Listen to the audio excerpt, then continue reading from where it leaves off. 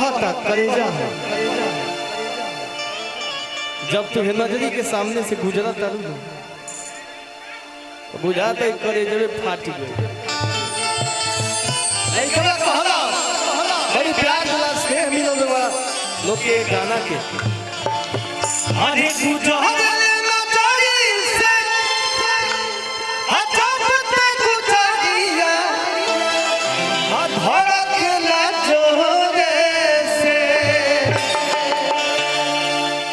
तो एक ही दिल बाबे सीना के भीतरिया ओहो दिल लागल बा तोरे से भैया तो गुजरे न जाई से गुजरिया धड़कला जोरे से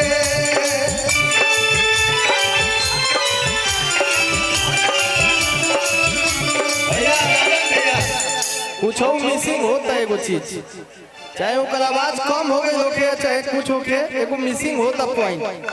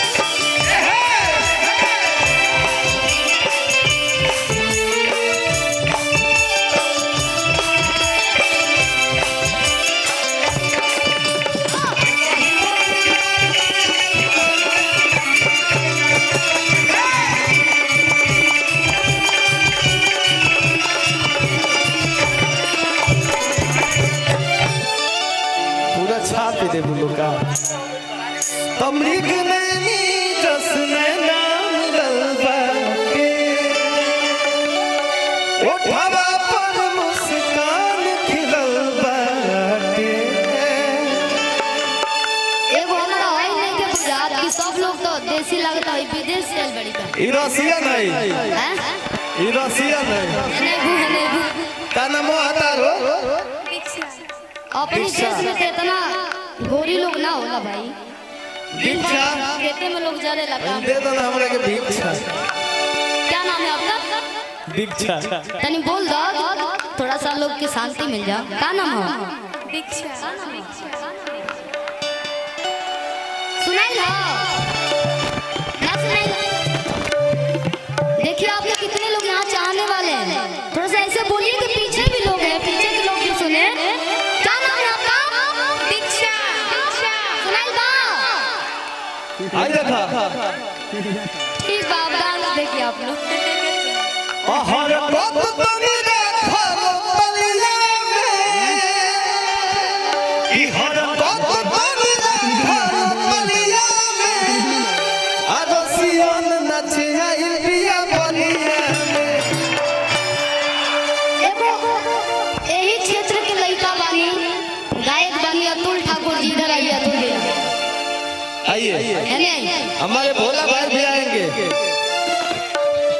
आप लोग यहाँ के गाना बहुत सारा सुनो सब कलाकार अतुल भाई हमारा जिला बलिया जालू हमारे भोला भाई सब लोग बलिया के कलाकार हैं कलाकार ढेर सारा प्रोत्साहन दिलो आशीर्वाद दिलो अनेक शब्द बोल देता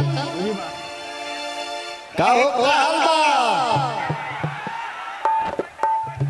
सबके प्रणाम करते हैं आशीर्वाद देके ताली बजा दी हमार गाना आज से 1.5 साल पहले आइल है। गरेका जिला बलिया जलू के सुन ले बा। ऐसा ही गावत रहा, खूब आगे बढ़ा। भैया एक लाइन गा दिखाओ, बस एक लाइन। की बुची का बना एगो जोरदार ताली पर लगाओ तो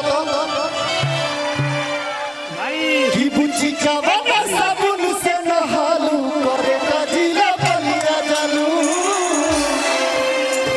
बहुत सारा प्यार दे जा। हम आप सबके दिल से धन्यवाद देते कि हमरा कितना सारा प्यार दे जा। बलिया में बहुत सारा गाना वाला सब गाना के प्यार देने जाए। हम जाते वक्त मालूम काहे कि ई प्रोग्राम दीदी और भैया के है, आप लोग ये लोग एंजॉय लीजा। हमने के मौका मिले तो फिर गावल जाई। एक आशीर्वाद दुलार दे दीजिए।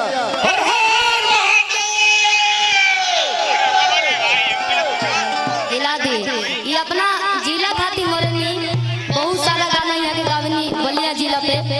एगो हमनियों के गले रह जा कि तोर लोलिया रे हेलो हेलो बोलिया हिला दिले बा।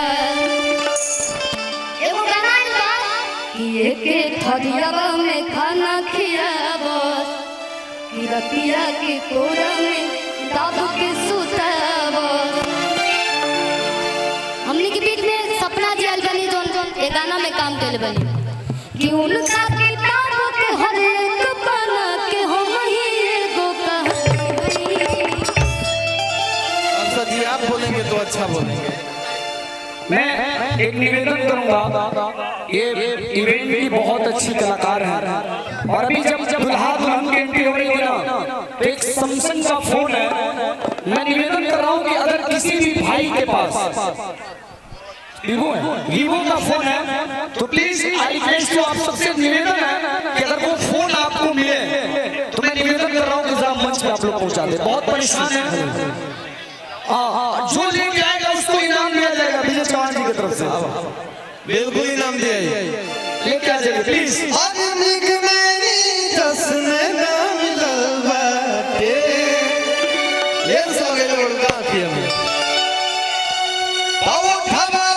मुस्कान खिलल बाटे राजन भैया, आज निगनैनी जश्न न मिलल बाटे।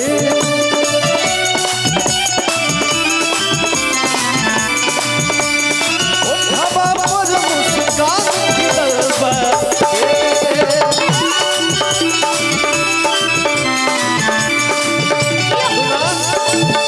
तो पूरे पूरे मधु के